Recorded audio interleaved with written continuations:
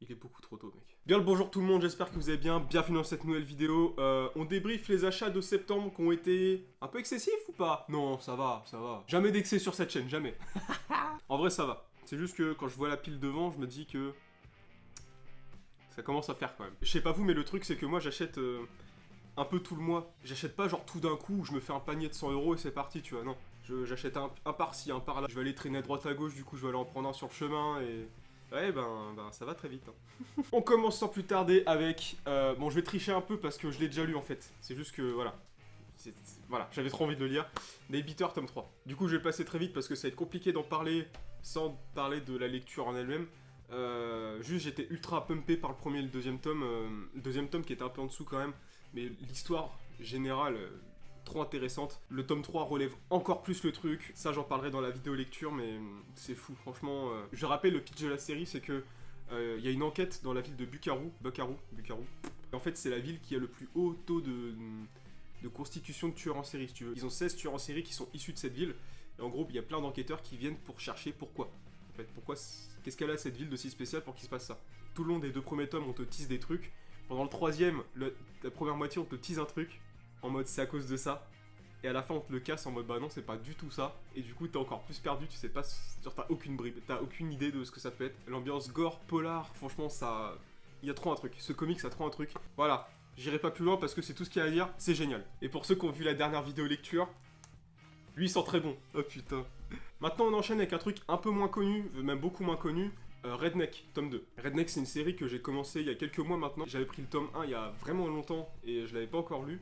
Et j'étais dans le mood pendant l'été de le lire, du coup j'ai commencé. C'est une histoire plutôt cool, ça parle d'une famille de vampires qui habite au Texas et en fait qui essaye de faire sa vie tranquille sans être emmerdé et sans emmerder les autres. Sauf qu'à un moment les emmerdes vont venir à eux, ils auront pas d'autre choix que de riposter et malheureusement de révéler leurs conditions, on va dire. C'est dessiné par Lisandro Esteren sur un scénario de Donny Cates. Ses dessins sont plutôt cool. C'est pas un style qui va plaire à tout le monde. Je sais que moi, ça me dérange pas. Il me semble que la série est finie en 3 tomes, sachant que dans celui-là, il y a les numéros 7 à 12. Vu comment le premier tome est parti, je pense que ce sera tout aussi bon. Hein. Enfin, j'espère en tout cas. Même si je suis curieux de voir quel sera le vrai fond de l'histoire. Parce qu'au final, dans le tome 1, le début de l'histoire est vachement axé sur un truc en particulier. Et il faut voir comment ils vont amener le reste, amener jusqu'au 3ème tome si tu veux. Bon, vous voyez, je vous parle souvent si vous regardez les vidéos sur la chaîne depuis un petit moment.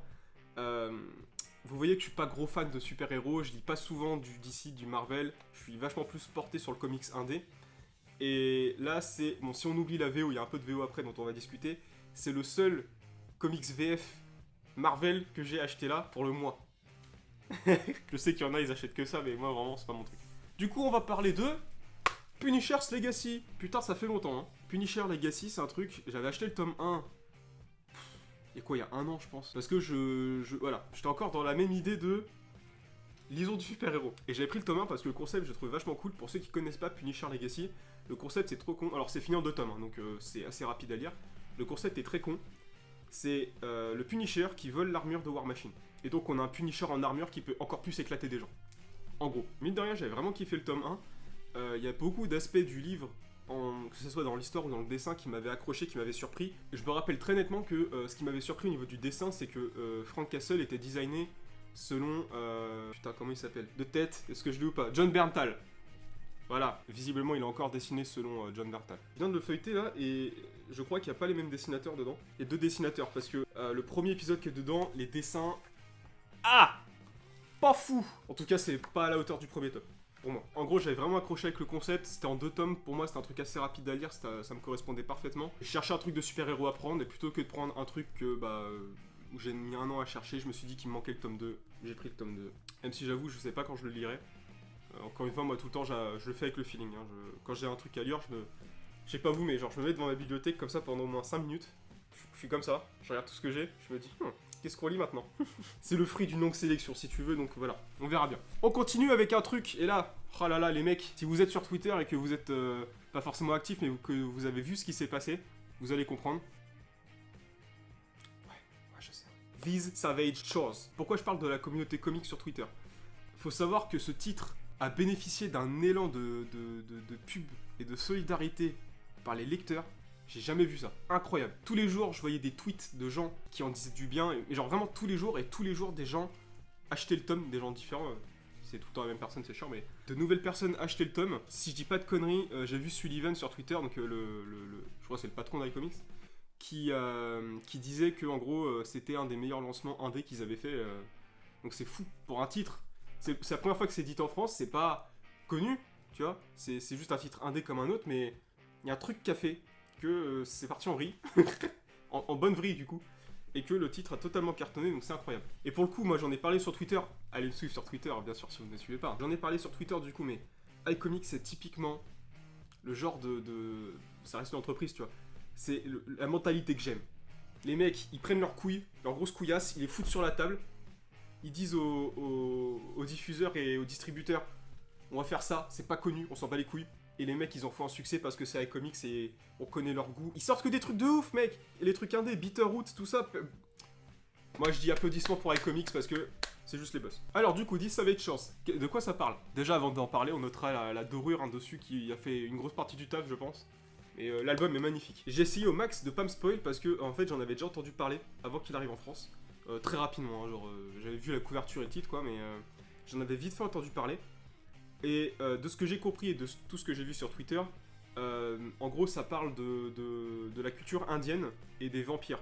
Je crois que ça parle de la colonisation et de l'arrivée des colons en Inde. Et il y a un délire comme ça avec les vampires et comment le... En fait c'est un peu à l'American Vampire, Indian Vampire. De tout ce que j'ai compris, il y a un sacré mélange des cultures dedans, avec un scénario et un dessin totalement fou. Ce comics, il est dessiné par Sumit Kumar sur un scénario de Ram V. Donc c'est pas des auteurs américains qui sont appropriés une culture. Et pour le coup, on peut revenir sur le débat de... le comics comme un outil de culture si tu veux parce que avoir des auteurs du pays dans lequel se passe l'histoire, parce que l'histoire n'est pas une pure histoire de fiction, il y a quand même la dénonciation de la colonisation derrière. Et avoir ce point de vue là de natif du pays, c'est tout ce qu'on demande en fait. Je pense pas que ça aurait eu le même impact si c'était des auteurs américains qui auraient fait une pure histoire de vampires en Inde, par exemple. Vous le voyez au niveau des dessins dès les premières pages, mais l'ambiance et les couleurs sont incroyables. En tout cas, s'il y a un truc qu'on ne peut pas enlever au bouquin, c'est son ambiance, son univers graphique, ses dessins, ses couleurs. Visuellement, c'est parfait. Il y a de grandes chances que si iComics sort un titre indé, c'est quoi, c'est 17 €. Plutôt que d'acheter un truc Marvel de mort, vous prenez ça, vous lâchez votre petit billet, vous rentrez chez vous, vous le lisez, et juste vous kiffez votre vie parce que c'est incroyable. Donc voilà, iComics, génial, soutenez iComics, j'adore iComics. iComics partout, sponsorisez-moi, iComics. Putain, quel enfer.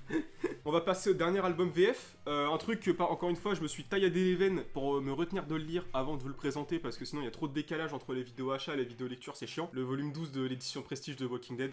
Putain, ça fait longtemps que j'attends ça. Encore une fois, je le répéterai à chaque fois que je présenterai un tome de Walking Dead comme ça. Prenez cette version. Je comprends pas pourquoi il y a encore des gens qui prennent la version souple. Pourquoi j'attendais absolument de lire celui-là?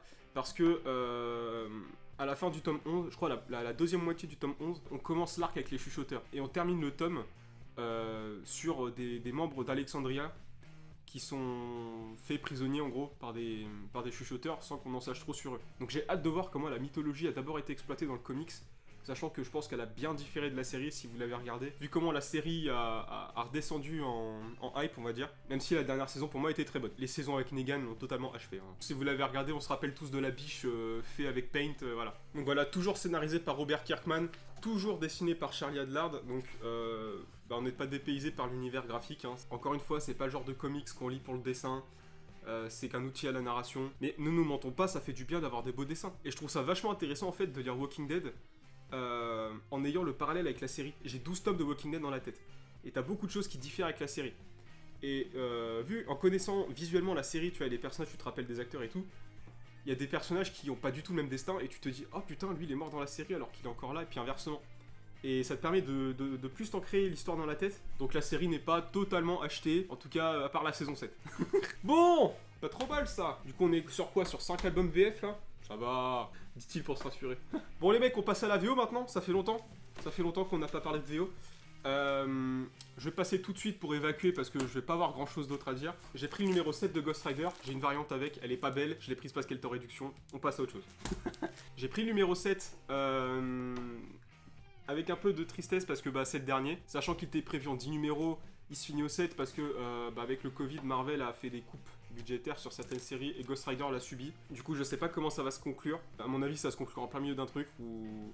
Surtout si on voit la cover là, on voit Ghost Rider qui se bat contre un nouveau personnage qui a été créé pour le run qui s'appelle l'Esprit de la Corruption.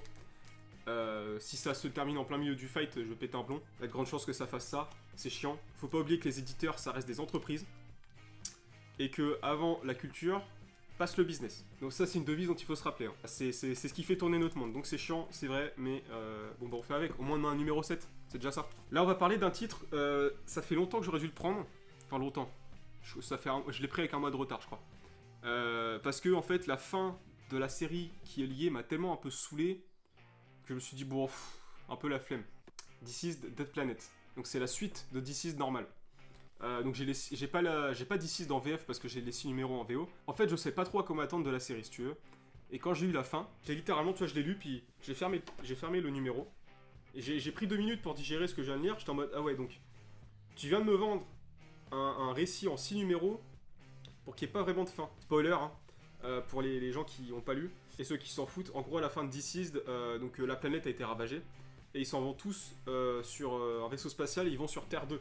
Et pour le coup, j'ai aucune idée de ce qu'ils vont faire pour la suite. Enfin, j'avoue que j'ai pas trop réfléchi, hein, mais je me laissais totalement surprendre par le truc parce que j'ai pas cherché de suite potentielle et je ne le ferai pas pour garder le suspense. Dit-il en bon français. Pour terminer avec la VO, si vous suivez un peu l'actu, je pouvais pas passer à côté, je pouvais pas ne pas en parler.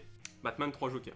3 Jokers. Déjà, on note le petit côté marketing avec la carte qui était incluse dedans. Hein. Maintenant, je m'en sers de marque-page, c'est plutôt cool, mais je sais qu'il y en a beaucoup qui ont joué leur com en mode « Oh mon dieu, vous achetez un numéro de 3 Jokers et vous avez une carte à jouer en fait !» Ouais bah, ok, merci.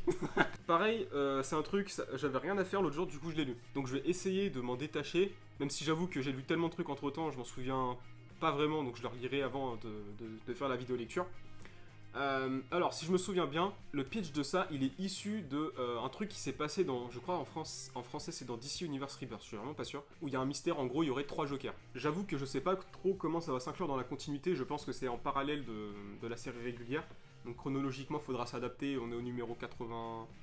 quoi 93 là 93, on a fini City of Bane, et on va commencer Joker War, donc ouais, ça doit être parallèle à Joker War. Il me semble que c'est prévu en 3 numéros, donc ça va aller, c'est comme les titres du Black Label, de toute façon c'est des séries courtes. Hein. C'est comme à l'époque Batman Damned, il y a eu Last Night on Earth, c'était en 3 issues à chaque fois, donc c'est assez rapide, même si j'adore le format du Black Label parce que c'est... En fait on dirait les kiosques, quand tu pourrais limite les ranger comme ça dans ta bibliothèque comparé à des singles où tu peux pas. Avec d'ailleurs relief derrière. Hein. Le run est scénarisé par Jeff Jones, dessiné par Jason Fabok, qui est... J'en parle pas souvent des dessinateurs, mais Jason Fabok, il est allègrement dans mon top... Il est peut-être même... J'allais dire il est dans mon top 3, c'est sûr. Je me demande même s'il est pas top 1, franchement. Jason Fabok, le gigaboss. Tu regardes la qualité des dessins dedans, tu vois les couvertures. Alors pour le coup les variantes, j'en ai pris qu'une, j'ai pris que ça. Parce que même si j'adore Jason Fabok, bah je les ai pas trouvés... En tout cas ça valait pas pour moi 8 € en plus, tu vois. J'aurais peut-être dû prendre la Killing Joke, mais... Sinon, je me suis dit, bon, je préfère garder les 8 € pour le volume 2, tu vois. Un truc que j'en vois en feuilletant où j'avais pas forcément fait gaffe à la lecture, c'est que le découpage, il est très régulier. C'est-à-dire qu'on a beaucoup de cases où il y a énormément de découpage comme ça. Sur certaines, il y en a même encore plus, et c'est très régulier dans le tome. Et je pense qu'à la lecture, ça doit séquencer les scènes, si tu veux. C'est vrai que maintenant que j'y pense, ça ajoute une ponctuation. Mais est-ce qu'on peut s'étonner avec Jeff Jones au scénario? Je ne pense pas. Tu vois, c'est typiquement, ça me saoule un peu, c'est typiquement ce genre de comics où on te dit « Allez frère, il y a un événement sur le Joker et sur Batman qui sort, achetez le numéro, c'est seulement 8 €, il y en aura que 3 !» Tu vois, c'est typiquement ce genre de truc où DC fait ça. Au final, on se retrouve avec plein d'histoires parallèles aux séries régulières. Et mec, t'es totalement perdu dans la mythologie, tu vois. Et au final, ça développe un espèce de consumérisme autour des comics, dans le sens où on va produire histoire hors continuité sur hors continuité sur hors continuité pour faire vendre, parce que les gens, ils savent qu'ils ont, pour 17-18 € au total, ils ont un récit complet. En VF, 17-18 €, tu vois. Mais est-ce que ça donne la vraie valeur aux comics? Moi, je pense pas. Ça, je l'ai pris parce que voilà, c'est l'événement, c'est marrant. Mais autrement, bon... Moyen fan du contexte dans lequel c'est fait. D'ailleurs, depuis tout à l'heure, j'ai des conneries, c'est pas 8 $, c'est 7 $. C'est 6,99 $. Enfin, voilà, ça c'est un autre débat. D'ailleurs, c'est des débats, il y a des débats très intéressants comme ça autour des comics, mais c'est avec l'expérience et avec le temps que tu te rends compte qu'il y a certaines choses qui ne vont pas toi en tant que consommateur. En tout cas, face à la vision que t'en as et à ta façon de consommer. Forcément. Parce qu'après, il y a plein de gens qui arrivent à se détacher de la chronologie et de récits en continuité et qui kiffent comme ça. Moi, j'avoue, je peine. Je peine quand même. Enfin voilà, j'espère que vos achats à vous ont été fructueux. N'hésitez pas à me dire vous en commentaire ce que vous avez acheté, parce que le mois de septembre a été plutôt vide, mais il a permis, comme vous avez vu, hein, il m'a permis moi de rattraper mon retard de plus en plus, donc c'est très cool. Moi, je vous dis à la prochaine pour une nouvelle vidéo. Ciao.